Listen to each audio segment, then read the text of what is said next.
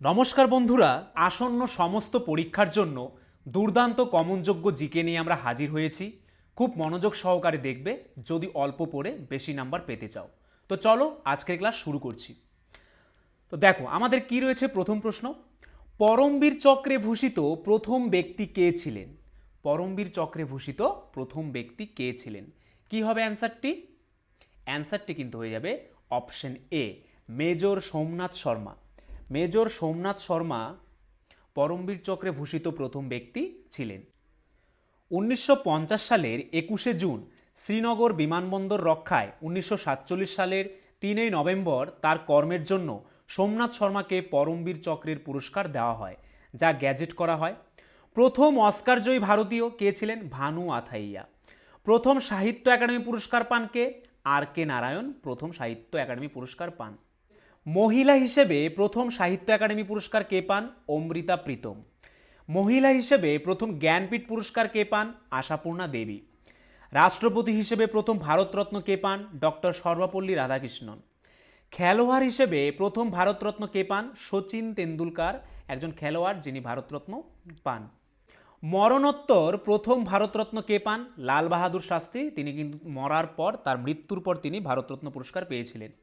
প্রথম ভারতীয় miss universe কে ছিলেন? সুস্মিতা সেন। সুস্মিতা সেন ছিলেন প্রথম ভারতীয় মিস ইউনিভার্স। প্রথম ভারতীয় মিস ওয়ার্ল্ড কে ছিলেন? রীতা ফারিয়া। শিল্পপতি হিসেবে প্রথম ভারতরত্ন কে পান? JR-D tata. শিল্পপতি হিসেবে প্রথম ভারতরত্ন কে পান? JR-D tata. বিশ্ববিখ্যাত লুভর মিউজিয়াম কোথায় অবস্থিত? অ্যান্সারটি কিন্তু হয়ে যাবে অপশন ডি, প্যারিসে অবস্থিত। বিখ্যাত লুভর মিউজিয়াম প্যারিসে অবস্থিত। তারপর দেখো কিছু উল্লেখযোগ্য ভবন এবং স্থপতি এবং কিসের জন্য বিখ্যাত বা সেখানে কি করা হয়।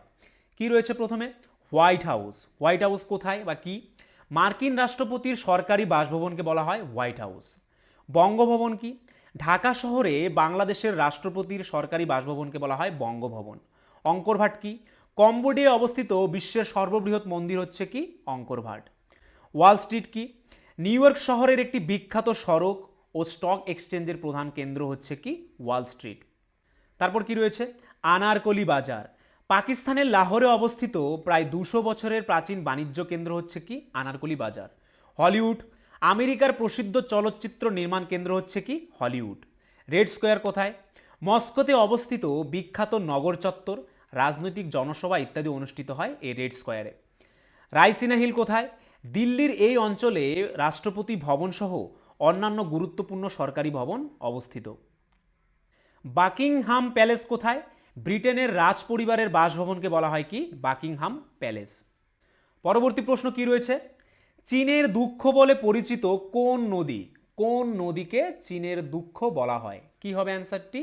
অ্যান্সারটি কিন্তু হয়ে যাবে অপশন বি, হোয়াংহো নদী। হোয়াংহো নদীকে চীনের দুঃখ বলা হয়ে থাকে। হোয়াংহো নদী অর্থাৎ পিত নদীকে চীনের দুঃখ বলা হতো। প্রাচীন চীনে প্রায়ই হোয়াংহো নদী ছাপিয়ে উঠে সবকিছু বন্যায় ভাসিয়ে দিত বলে এই নদীর নাম ছিল চীনের দুঃখ। ইতিহাসে 26 বার এই নদীর গতিপথ বদল হয়েছে অতি প্রচণ্ডভাবে। এর ফলে প্রত্যেকবারই চীনের জনগণের জীবনে নেমে এসেছে অবর্ণনীয় দুঃখ দুর্দশা। তারপর দেখো নদ নদী রিলেটেড কিছু কি পয়েন্টস কি রয়েছে। দক্ষিণ ভারতের কতগুলি নদ নদী রয়েছে, কি কি? মহানদী, গোদাবরী, কৃষ্ণা, কাবেরী, নর্মদা, তাপ্তি, সবরমতী নদী প্রভৃতি নদী দক্ষিণ ভারতের নদ নদীর উদাহরণ। মানে এগুলি হচ্ছে দক্ষিণ ভারতের উল্লেখযোগ্য নদ নদী। বন্ধুরা আরেকটি কথা, WBP constable, SI and KP constable অধ্যায়ভিত্তিক সেরা প্রস্তুতি নিতে আমাদের হোয়াটসঅ্যাপ নাম্বারে একবার হোয়াটসঅ্যাপ করে নাও।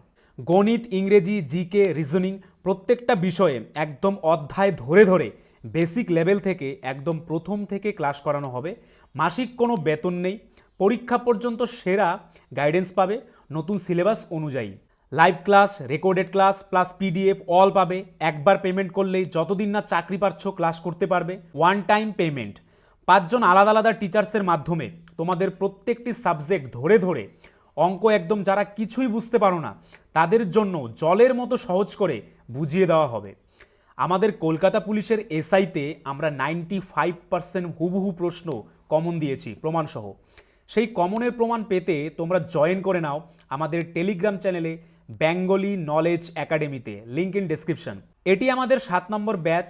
প্রথম 100 জন 30% ডিসকাউন্ট পাবে। প্রথম 100 জন 30% ডিসকাউন্ট পাবে।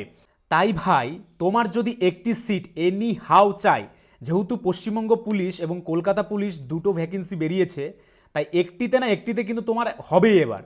যদি আমাদের কাছে প্রস্তুতি নাও, 95% হুবহু কমন দেওয়ার দায়িত্ব আমাদের। তোমরা শুধু পড়াশোনা করবে। তো প্রস্তুতি নিতে হলে কিন্তু স্ক্রিনে দেওয়া নাম্বারে একবার অবশ্যই হোয়াটসঅ্যাপ করে নাও। একদম বেসিক থেকে ধরে ধরে প্রথম থেকে সমস্ত ক্লাস করানো হবে। তারপর কি রয়েছে দেখো, সুবর্ণরেখা নদী দৈর্ঘ্য কত? 477 কিলোমিটার।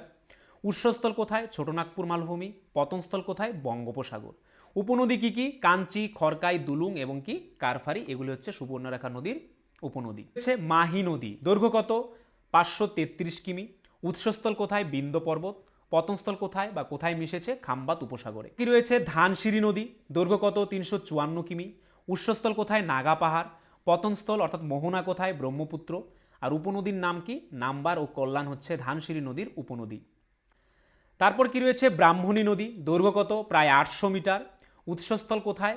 রৌরকেল্লা।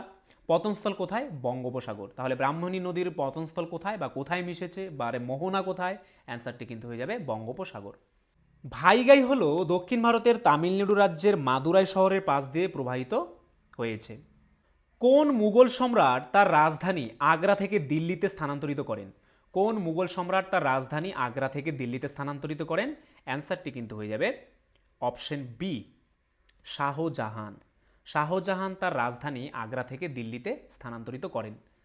পঞ্চম মুঘল সম্রাট শাহজাহান 1638 সালে আগ্রা থেকে দিল্লিতে মুঘল রাজধানী স্থানান্তর করার গুরুত্বপূর্ণ সিদ্ধান্ত নেন।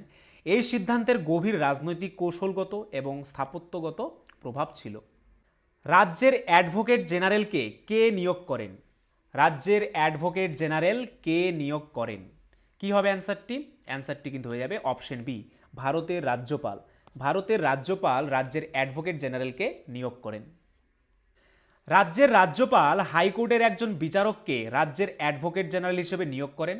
তার দায়িত্ব সংবিধানের 165 এবং 177 ধারায় দেওয়া হয়েছে। পদার্থের চতুর্থ দশা হলো, অর্থাৎ পদার্থের চতুর্থ দশাটিকে, আমরা জানি একটি পদার্থের 3টি দশা থাকে, কঠিন, তরল ও গ্যাসীয়, কিন্তু পদার্থের চতুর্থ দশাও রয়েছে, সেটিকে কি বলা হয়? কি হবে অ্যান্সারটি? অ্যান্সারটি কিন্তু হয়ে যাবে অপশন সি, প্লাজমা। পদার্থের চতুর্থ দশাকে বলা হয় প্লাজমা। কোন আইনের মাধ্যমে খ্রিস্টান মিশনারিদের ভারতে প্রবেশ করে খ্রিস্টান ধর্মপ্রচারের অনুমতি দেওয়া হয়েছিল?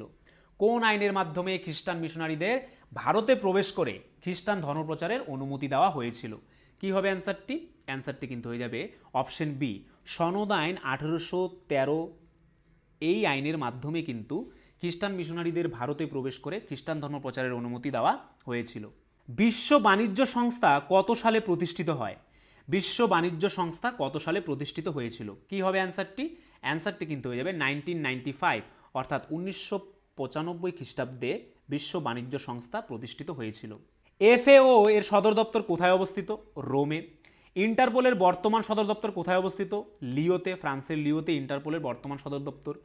আন্তর্জাতিক অর্থ তহবিল বা আইএমএফ কবে হতে কার্যক্রম শুরু করে, মানে কবে থেকে কার্যক্রম শুরু করে? 1945 থেকে। রেড ক্রসের সদর দপ্তর কোথায় অবস্থিত? সুইজারল্যান্ডের জেনেভাতে রেড ক্রসের সদর দপ্তর অবস্থিত। এশীয় উন্নয়ন ব্যাংকের প্রধান কার্যালয় কোথায়? ম্যানিলা। ম্যানিলা হচ্ছে এশীয় উন্নয়ন ব্যাংকের প্রধান কার্যালয়। পরবর্তী প্রশ্ন কি রয়েছে দেখো, বেলে পাথর কোন প্রকার শিলার উদাহরণ? বেলে পাথর কোন প্রকার জাতীয় শিলা? কি হবে অ্যান্সারটি? অ্যান্সারটি কিন্তু হয়ে যাবে অপশন বি, পাললিক শিলা। বেলে পাথর হচ্ছে পাললিক শিলা। তারপর দেখো পাললিক শিলার উদাহরণগুলি কি কি? চুনা পাথর বা লাইমস্টোন, বেলে পাথর বা স্যান্ডস্টোন, শেল ও কাদা পাথর বা মার্স্টোন হচ্ছে পাললিক শিলা। আগ্নেয় শিলা কি কি? গ্রানাইট ও ব্যাসল্ট, এগুলি হচ্ছে আগ্নেয় শিলা। রূপান্তরিত শিলা কোনগুলি? স্লেট, ফিলাইট, এগুলি হচ্ছে রূপান্তরিত শিলা। পরবর্তী প্রশ্ন, কোন প্রাণীর মুক্ত সংবহনতন্ত্র দেখা যায়? কোন প্রাণীর মুক্ত সংবহনতন্ত্র দেখা যায়? কি হবে অ্যান্সারটি? অ্যান্সারটি কিন্তু হয়ে যাবে অপশন বি, আরশোলা। আরশোলার মুক্ত সংবহনতন্ত্র দেখা যায়। বদ্ধ সংবহনতন্ত্র দেখা যায় কোন কোন প্রাণীর? কেঁচো, ব্যাঙ, মানুষ ইত্যাদির কিন্তু বদ্ধ সংবহনতন্ত্র দেখা যায়। মুক্ত সংবহনতন্ত্র কাদের দেখা যায়? আরশোলা, চিংড়ি, শামুক, এদের কিন্তু মুক্ত সংবহনতন্ত্র দেখা যায়।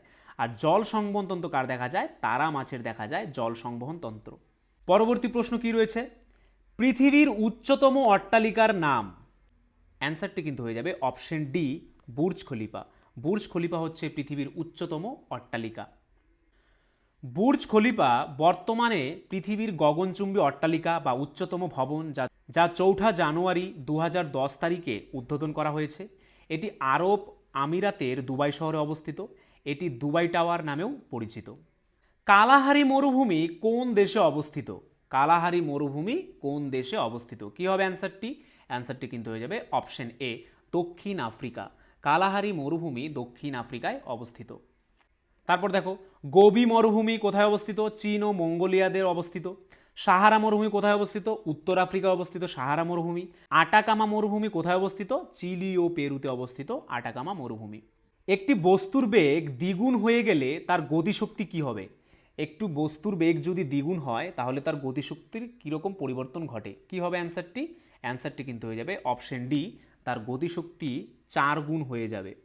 একটি বস্তুর বেগ যদি দ্বিগুণ হয় তাহলে তার গতিশক্তি 4 গুণ হবে। পরবর্তী প্রশ্ন, সংবাদপত্রের মুক্তিদাতা হিসেবে কে পরিচিত ছিলেন? কাকে সংবাদপত্রের মুক্তিদাতা বলা হতো বা কে সংবাদপত্রের মুক্তিদাতা হিসেবে পরিচিত ছিলেন? কি হবে অ্যান্সারটি? অ্যান্সারটি কিন্তু হয়ে যাবে অপশন এ, লর্ড মেটকাফ। লর্ড মেটকাফ সংবাদপত্রের মুক্তিদাতা হিসেবে পরিচিত ছিলেন। নেক্সট, প্রাণীজগতের উৎপত্তি ও বংশ সম্বন্ধীয় বিদ্যাকে কি বলা হয়? প্রাণীজগতের উৎপত্তি ও বংশ সম্বন্ধীয় বিদ্যাকে কি বলা হয়? অ্যান্সারটি কিন্তু হয়ে যাবে অপশন ডি, জেনেটিক্স। প্রাণীজগতের উৎপত্তি ও বংশ সম্বন্ধীয় বিদ্যাকে বলা হয় জেনেটিক্স। পরবর্তী প্রশ্ন, কলকাতায় মেট্রো রেল কত সালে শুরু হয়? কলকাতায় মেট্রো রেল কত সালে চালু হয়? কি হবে অ্যান্সারটি? অ্যান্সারটি কিন্তু হয়ে যাবে অপশন এ, 1984 অর্থাৎ 1984 সালে কলকাতায় মেট্রো রেল চালু হয়। ভারতের সুপ্রিম কোর্টের প্রথম প্রধান বিচারপতি কে ছিলেন? ভারতের সুপ্রিম কোর্টের প্রথম প্রধান বিচারপতি কে ছিলেন? কি হবে অ্যান্সারটি? অ্যান্সারটি কিন্তু হয়ে যাবে option D, Harilal J Kania. Harilal J Kania ছিলেন ভারতের সুপ্রিম কোর্টের প্রথম প্রধান বিচারপতি। পম্পাস তৃণভূমি কোন মহাদেশে দেখতে পাওয়া যায়? পম্পাস তৃণভূমি কোন মহাদেশে দেখতে পাওয়া যায়? কি হবে অ্যান্সারটি? অ্যান্সারটি কিন্তু হয়ে যাবে অপশন সি, দক্ষিণ আমেরিকা। পম্পাস তৃণভূমি দক্ষিণ আমেরিকায় দেখতে পাওয়া যায়। তারপর দেখো বিভিন্ন তৃণভূমির নাম এবং তাদের অবস্থান। প্রেরি কোথায় অবস্থিত? উত্তর আমেরিকায়। ভেল্ট কোথায় অবস্থিত? দক্ষিণ আফ্রিকায়। স্টেপস তৃণভূমি কোথায়? ইউরোপে। ডাউন্স তৃণভূমি কোথায়? অস্ট্রেলিয়া। ক্যান্টারবেরি কোথায়? নিউজিল্যান্ডে। ক্যাম্পোস কোথায়? ব্রাজিলে। সাভানা তৃণভূমি কোথায়? আফ্রিকার সুদানে অবস্থিত কি সাভানা তৃণভূমি। কোন দেশের সংবিধান থেকে ভারতীয় সংবিধান সংবিধান সংশোধনের পদ্ধতির বিধান ধার করেছে? কোন দেশের সংবিধান থেকে ভারতীয় সংবিধান সংবিধান সংশোধনের পদ্ধতিটি বিধান ধার করেছে? কি হবে অ্যান্সারটি? অ্যান্সারটি কিন্তু হয়ে যাবে অপশন ডি, দক্ষিণ আফ্রিকা। দক্ষিণ আফ্রিকা থেকে ভারতীয় সংবিধান সংশোধনের পদ্ধতির বিধান ধার করেছে। ডান্ডিয়া কোন প্রদেশের বিখ্যাত একটি নাচ? ডান্ডিয়া কোন প্রদেশের বিখ্যাত একটি নাচ? কি হবে অ্যান্সারটি? অ্যান্সারটি কিন্তু হয়ে যাবে অপশন বি, গুজরাট। ডান্ডিয়া হচ্ছে গুজরাট প্রদেশের একটি বিখ্যাত নাচ। কৃত্রিমভাবে কাঁচা ফলকে পাকানোর জন্য কোন গ্যাস ব্যবহার করা হয়? কৃত্রিমভাবে কাঁচা ফলকে পাকানোর জন্য কোন গ্যাস ব্যবহার করা হয়? অ্যান্সারটি কিন্তু হয়ে যাবে ইথিলিন। তাহলে কৃত্রিমভাবে কাঁচা ফলকে পাকানোর জন্য ইথিলিন গ্যাস ব্যবহার করা হয়। কৃত্রিম উপায়ে কাঁচা ফল পাকানোর জন্য ইথিলিন বা C2H4 ব্যবহার করা হয়। ইথিলিন হলো একটি গ্যাসীয় হরমোন যা প্রাকৃতিকভাবেই উৎপন্ন হয় এবং ফল পাকানোর প্রক্রিয়া নিয়ন্ত্রণ করে। প্রিন্স অফ পিলগ্রিমস কাকে বলা হয়? কাকে প্রিন্স অফ পিলগ্রিমস বলা হয়? কি হবে অ্যান্সারটি? কি হবে অ্যান্সারটি? অ্যান্সারটি কিন্তু হয়ে যাবে option C, Hiuen Tsang. Hiuen সাংকে প্রিন্স অফ পিলগ্রিমস বলা হয়। পরবর্তী প্রশ্ন, ভারতের সংবিধানের শীর্ষ ব্যাখ্যাকার ও অভিভাবক কে? ভারতের সংবিধানের শীর্ষ ব্যাখ্যাকার ও অভিভাবক কে? কি হবে অ্যান্সারটি? অ্যান্সারটি কিন্তু হয়ে যাবে option D, supreme court. Supreme court হচ্ছে ভারতের সংবিধানের শীর্ষ ব্যাখ্যাকার ও অভিভাবক। সংসদ কর্তৃক গৃহীত আইন পর্যালোচনা করার জন্য বিচার বিভাগকে সংবিধান দ্বারা অনুমোদিত, তাই সুপ্রিম কোর্ট ভারতীয় সংবিধানের অভিভাবক হিসেবে কাজ করে। রাজ্য সরকারের রাজস্বের প্রধান উৎস কি? রাজ্য সরকারের রাজস্বের প্রধান উৎস হচ্ছে বিক্রয় কর। কি হবে অ্যান্সারটি? বিক্রয় কর। রাজ্য সরকারের রাজস্বের প্রধান উৎস বিক্রয় কর। রাজ্যের নিজস্ব কর রাজস্বের প্রধান উৎস হল বিক্রয় কর, যা মোটের প্রায় 60%। রাজ্যের নিজস্ব কর রাজস্বের অন্যান্য প্রধান উপাদানগুলি হল তাদের রাজস্ব ভাগ অনুযায়ী রাজ্যের আবগারি, নিবন্ধন এবং স্ট্যাম্পস শুল্ক, মোটর গাড়ি এবং যাত্রী কর, বিদ্যুৎ শুল্ক, জমির রাজস্ব, পেশা কর, বিনোদন কর এবং অন্যান্য বিভিন্ন কর। পৃথিবীকে দুই ভাগে বিভক্ত করা কাল্পনিক রেখাকে ড্যাশ বলে। অর্থাৎ পৃথিবীকে দুই ভাগে বিভক্ত করে যে কাল্পনিক রেখা তাকে কি বলা হয়? অ্যান্সারটি কিন্তু হয়ে যাবে অপশন বি, নিরক্ষরেখা বলা হয়। কি বলা হয়? নিরক্ষরেখা। শামুকের গমন পদ্ধতিকে কি বলা হয়? শামুকের গমন পদ্ধতিকে কি বলা হয়? অ্যান্সারটি কিন্তু হয়ে যাবে অপশন সি, স্লিপিং। শামুকের গমন পদ্ধতিকে স্লিপিং বলা হয়। তারপর দেখো বিভিন্ন প্রাণীর গমন অঙ্গ এবং তাদের গমন পদ্ধতি। অ্যামিবার গমন অঙ্গ কি? ক্ষণপথ। আর এর গমন পদ্ধতি কি? অ্যামিবয়েড গতি।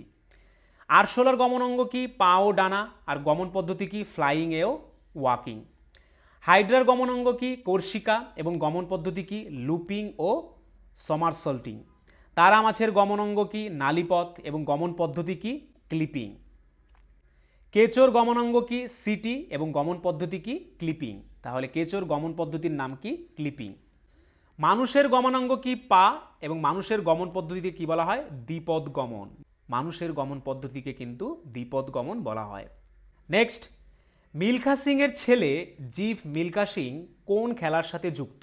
মিলখা সিং এর ছেলে জীব মিলখা সিং কোন খেলার সাথে যুক্ত? অ্যান্সারটি কিন্তু হয়ে যাবে অপশন এ, গলফ খেলার সঙ্গে যুক্ত। বৃক্কের প্রধান কাজ হলো, বৃক্কের প্রধান কাজ কি? কি হবে অ্যান্সারটি? অ্যান্সারটি কিন্তু হয়ে যাবে অপশন সি, দেহের বর্জ্য পদার্থ অপসারণ করা। দেহের বর্জ্য পদার্থ অপসারণ করা হচ্ছে বৃক্কের প্রধান কাজ। অক্সি অ্যাসিটিলিন শিখার উষ্ণতা প্রায়, অক্সি অ্যাসিটিলিন শিখার উষ্ণতা প্রায় কত? কি হবে অ্যান্সারটি? অ্যান্সারটি কিন্তু হয়ে যাবে অপশন বি, 3000 ডিগ্রি থেকে 3500 ডিগ্রি সেলসিয়াস পর্যন্ত হচ্ছে অক্সি অ্যাসিটিলিন শিখার উষ্ণতা থাকে। কত ডিগ্রি উষ্ণতা থাকে? 3000 ডিগ্রি থেকে প্রায় 3500 ডিগ্রি সেলসিয়াস পর্যন্ত। অক্সিজেন ও অ্যাসিটিলিন নামক গ্যাসের মিশ্রণকে অক্সি অ্যাসিটিলিন বলা হয়। এই মিশ্রণকে প্রজ্বলিত করলে যে অগ্নিশিখার সৃষ্টি হয় তাকেই অক্সি অ্যাসিটিলিন শিখা বলে। এই শিখার তাপমাত্রা 3000 থেকে 3500 ডিগ্রি সেন্টিগ্রেড হয়ে থাকে। নেক্সট, কোন ক্ষেত্রে শ্রেষ্ঠত্বের জন্য কান পুরস্কার প্রদান করা হয়? কোন ক্ষেত্রে শ্রেষ্ঠত্বের জন্য কান পুরস্কার প্রদান করা হয়? অ্যান্সারটি কিন্তু হয়ে যাবে অপশন সি, সিনেমা বা চলচ্চিত্রের ক্ষেত্রে শ্রেষ্ঠত্বের জন্য কান পুরস্কার প্রদান করা হয়। তো বন্ধুরা, এই ছিল আজকের ভিডিও। তো তোমরা যদি আমাদের চ্যানেলে নতুন হয়ে থাকো এবং আমাদের ভিডিওগুলি যদি তোমাদের ভালো লেগে থাকে এবং ভবিষ্যতে এরকম আরও নতুন নতুন ভিডিও পেতে চাও, তাহলে আমাদের চ্যানেলটিকে অবশ্যই সাবস্ক্রাইব করে নোটিফিকেশন অল করে রাখবে। তার পাশাপাশি তোমরা যদি পুলিশের ব্যাচে অ্যাডমিশন নিতে চাও, তাহলে আমাদের স্ক্রিনে দেওয়া নাম্বারে একবার অবশ্যই হোয়াটসঅ্যাপ করে নাও। আর আজকের ভিডিওর যদি পিডিএফ পেতে চাও, তাহলে আমাদের টেলিগ্রাম চ্যানেলে জয়েন করে নাও, বেঙ্গলি নলেজ একাডেমি এই চ্যানেলে, যেটি এই ভিডিও ডেসক্রিপশনে দেওয়া রয়েছে। বন্ধুরা, আরেকটি কথা, WBP constable, SI and KP constable অধ্যায়ভিত্তিক সেরা প্রস্তুতি নিতে আমাদের হোয়াটসঅ্যাপ নাম্বারে একবার হোয়াটসঅ্যাপ করে নাও। গণিত, ইংরেজি, জিকে, রিজনিং প্রত্যেকটা বিষয়ে একদম অধ্যায় ধরে ধরে বেসিক লেভেল থেকে একদম প্রথম থেকে ক্লাস করানো হবে। মাসিক কোনো বেতন নেই, পরীক্ষা পর্যন্ত সেরা গাইডেন্স পাবে নতুন সিলেবাস অনুযায়ী। Live class, recorded class plus PDF all পাবে। একবার পেমেন্ট করলেই যতদিন না চাকরি পাচ্ছ ক্লাস করতে পারবে। One time payment. 5 জন আলাদা আলাদা টিচার্সের মাধ্যমে তোমাদের প্রত্যেকটি সাবজেক্ট ধরে ধরে অঙ্ক একদম যারা কিছুই বুঝতে পারো না তাদের জন্য জলের মতো সহজ করে বুঝিয়ে দেওয়া হবে।